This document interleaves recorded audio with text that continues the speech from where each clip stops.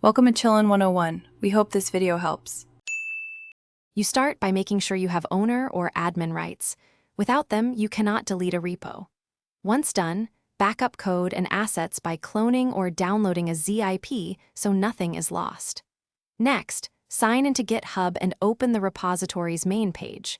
Make sure you are on the correct organization or user account. A mistaken repo deletion is irreversible. This step prevents accidental loss and sets you up to access repository settings where deletion controls live. Once on the repository page, click Settings in the top bar to reach configuration options. Scroll down to the danger zone. GitHub places destructive actions here to reduce mistakes. You'll see Delete this repository. Click it and carefully read the confirmation prompt because it lists the repo name you must type.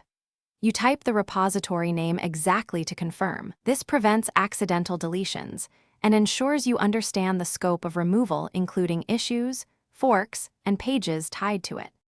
You now type the repository name exactly as shown and press the final delete button. GitHub will then remove the repository. After deletion, check your repositories list to verify it's gone and watch for any confirmation email or banner. If something went wrong, make sure you kept a local clone or zip backup. You can recreate a repository, push your clone, and restore issues or wiki content manually. If organization policies block deletion, contact an organization owner to resolve permissions. Thanks for watching.